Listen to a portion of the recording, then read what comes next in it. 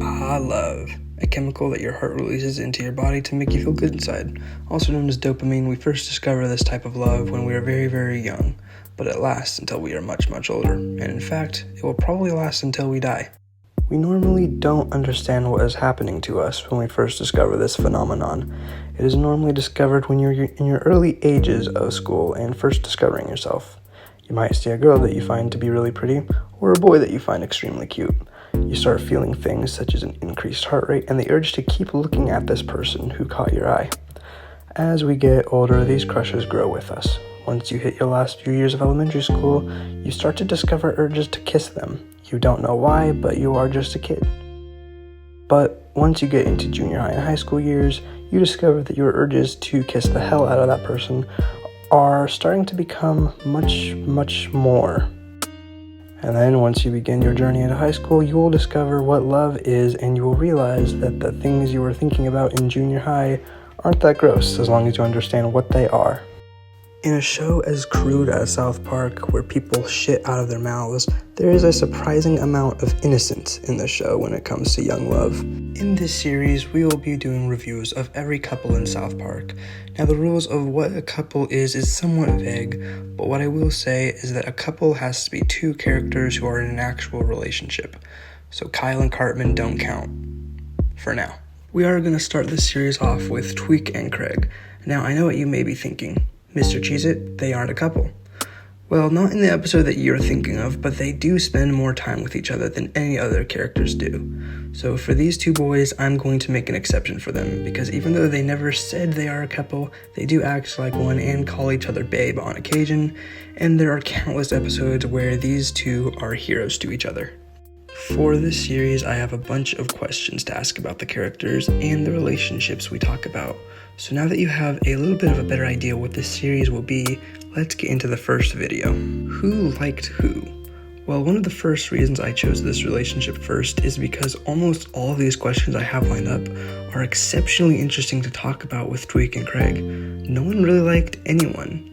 In fact, for the longest time, these two actually refused to admit that they were together, mostly because they weren't at first. It was technically the Japanese girls who first liked both of them being together, and then it was the rest of the town. They never really had a moment when they said that they liked each other, but as the show went on, they seemed to be each other's other halves. My next question is, how did they start? Well, like I explained in the last point, they never really started. They just always were. For as long as we know, these two boys may have been together since the day the show aired, back in 1997. 1997, holy crap, this show is like twice as old as I am.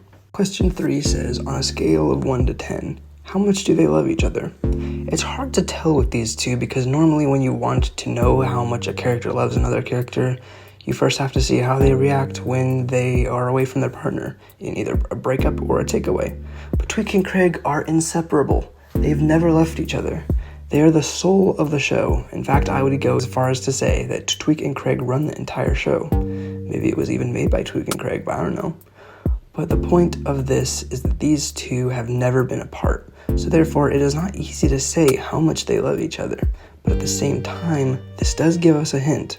The fact that these two spend so much time together should be enough to tell us that their love is a 10, right?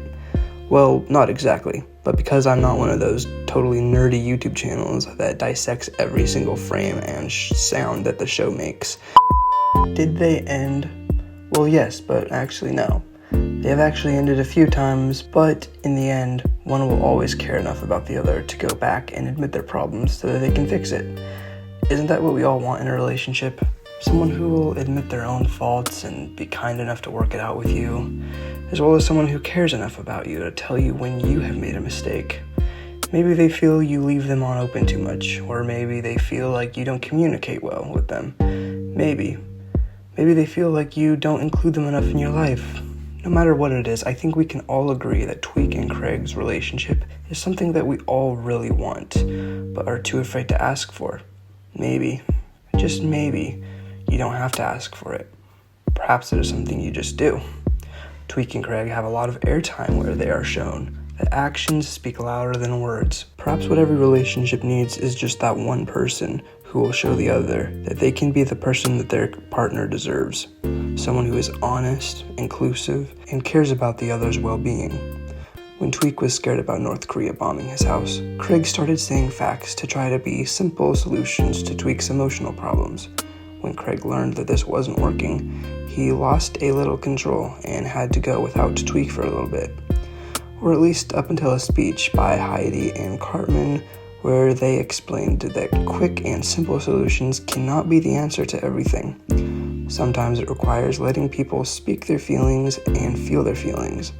I was in the hospital one time, and a nurse told me that all feelings demand to be felt, and they will not stop bothering you until they are felt. The real solutions to feelings are not ways to make them go away. The real solutions are what will allow those feelings to be felt, and then letting logic in to prevent those negative feelings from coming up ever again. Craig cared about Tweek, giving him gifts and reassuring him that he was safe. This is ultimately what ended their relationship, but luckily they did get back together, because once Craig went back to Tweek to allow Tweek to express himself and let him feel what he needs to feel, allowing Tweek to take control of himself once more, and in the end, allows the two to get back together and lets them continue their beautiful relationship that the entire town and the entire show's audience loves. And for the last question, how did they affect the show? Well, these two characters have made South Park a much happier show, and honestly gave a lot more emotional ties to some of the characters in the show. And also, this couple has given Craig a use. Before, he was just a small character that did nothing but flip people off and sit outside Mr. Mackey's office. Overall review of this couple, 9 out of 10. The only thing that could make them a 10 is if they started early on in the show and maybe had a little bit more airtime. But they're here now, and I'm honestly excited to see what they have to do later on.